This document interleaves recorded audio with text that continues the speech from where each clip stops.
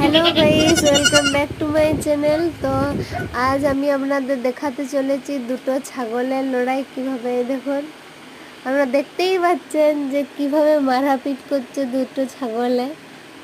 কোন ছাগলটা জিতবে আপনারা বলতে প্লিজ একটু কমেন্ট করে জানান আমাকে।